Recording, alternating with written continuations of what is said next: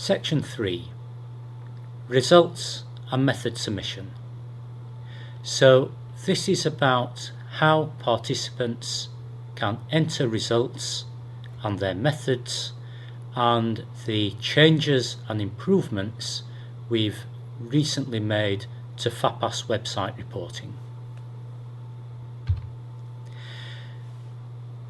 So when you first log in to the secure pages, you will see a number of options under My Account. You can look at the orders, so the proficiency test that you've registered for. You can go to the results page to submit results. There's a reporting tab where all the reports are available, even historic ones that you've registered for, and there is a charting facility. More about the charting later.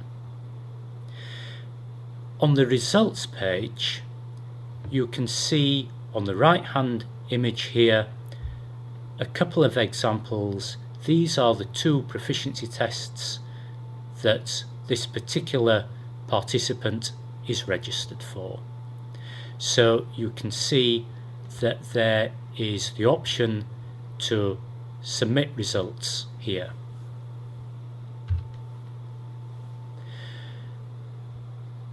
There is a number of options here for you.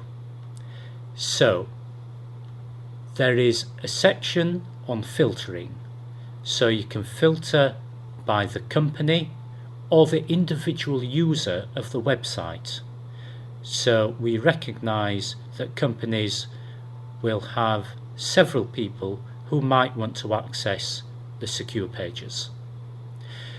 You can see results pages for PTs which are open or closed or have not yet started. You can also filter against the proficiency test or the matrix or the analyte. This gives you complete options for how you view your results entry. You can also see at the bottom of the page the product code associated with that PT and the PT number.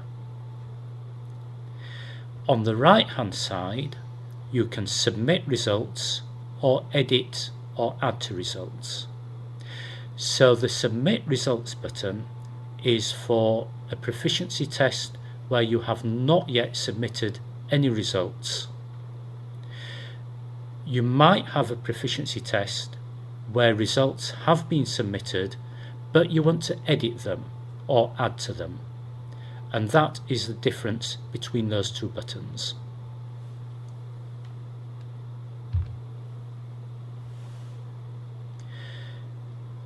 There is an additional complexity with a semi-blind proficiency test. This is one that combines detection and quantification. So typically, this might be allergens or pesticide residues, veterinary drug residues, or even some of our newer multi-mycotoxins PTs or the PAHs. So this is where there is a list of analytes that you might have tested for, or perhaps they're not within the scope of your analysis and you might not have detected them. So here we have a default selection of not detected. This means that you have looked for that analyte but you have not found it. Alternatively, you can select not tested.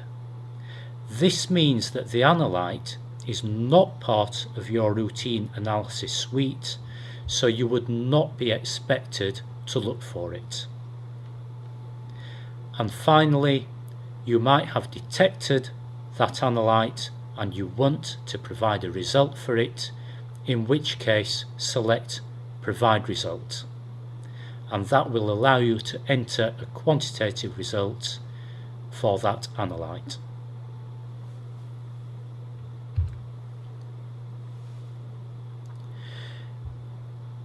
In addition to submitting one result, you might want to submit several results, and you might want to understand what is the difference between the results that you've submitted.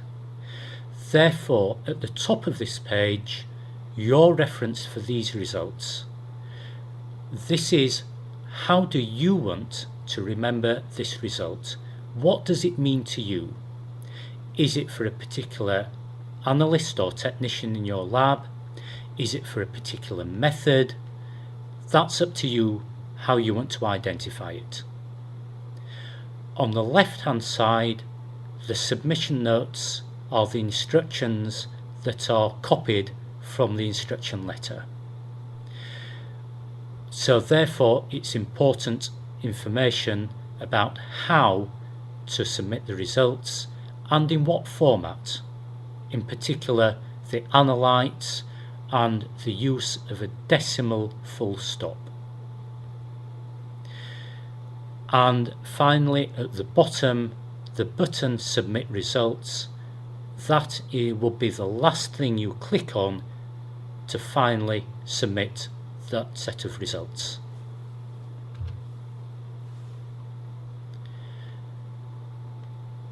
Once you've submitted those results, it takes you to method submission.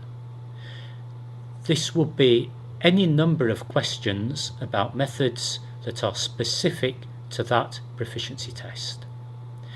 You could skip this, it's optional, but completing the methods will help us to help you. So we do encourage you to do this.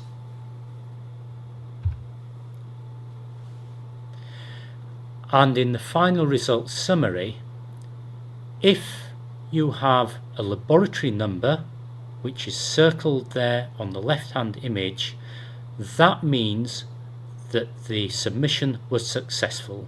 So you've been given a laboratory number for that PT. On the right hand side, this shows where you might have multiple results submitted for that PT. We ask that one of those results submitted is representative of the laboratory result as a whole, and therefore that gives you the laboratory number for taking part. Other results submitted will not appear in the final PT report, but will appear when you log in to the secure pages. And that is indicated by the text. These results will not appear in the report.